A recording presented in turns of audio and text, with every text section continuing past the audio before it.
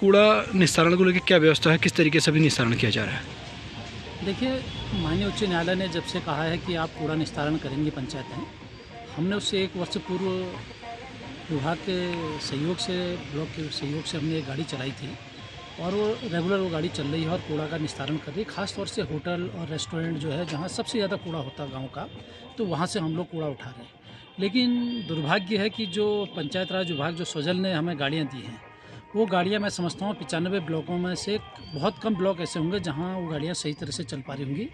और हमारे भीमताल ब्लॉक पे तो वैसे ही नहीं चल पा रही, क्योंकि हमारा जो टंचिंग ग्राउंड है 2 किलोमीटर नीचे कच्ची रोड पे है, तो वहाँ पर जिस प्रकार से गाड़ी नहीं चल पा रही और हम उस कूड़े को, जो और कूड़ा हम निस्तारण कर सकते थे, उस कूड़े को निस्तारण नहीं कर पा रहे। कहीं न कहीं इसमें हमें लगता है कि इस प्रकार से हम माननीय उच्च न्यायालय के आदेशों की अवहेलना भी कर रहे हैं, क्योंकि जब कूड़ा ही निस्तारण सही तरह से नहीं हो पा रहा तो उस गाड़ियों का कोई फ़ायदा नहीं।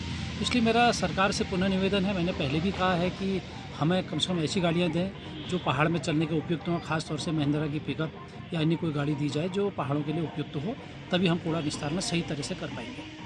अब ब्लॉक में बैठक की गई हर बुधवार की तरह, तो क्या कुछ समस्याएं सामने आई?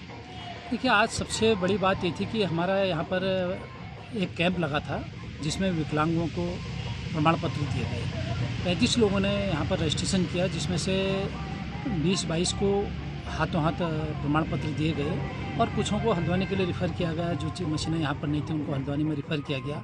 उनका वहाँ से, अगर वो विकलांग का श्रेणी में आएंगे तो उनको वहाँ से सर्टिफिकेट मिलेगा।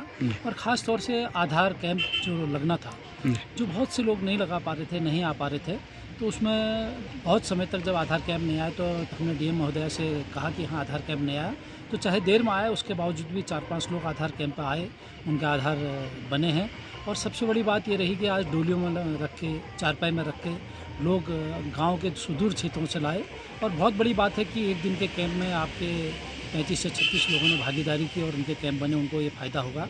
तो इसलिए ऐसे कैंपों में मैं सोचता हूँ कि लोगों को आकर के, ख़ास तौर से जनप्रतिनिधियों का दायित्व बनता है कि अपने गांव में जो सबसे शोषित व्यक्ति है, जो समाज का सबसे शोषित व्यक्ति है, जो नहीं आ सकता, जिसका कोई देखने वाला नहीं है, उसको ऐसे जगह पर ला करके उनका मदद करे, तो वही सही मायने में लोगों की दर्द समझ सकते हैं।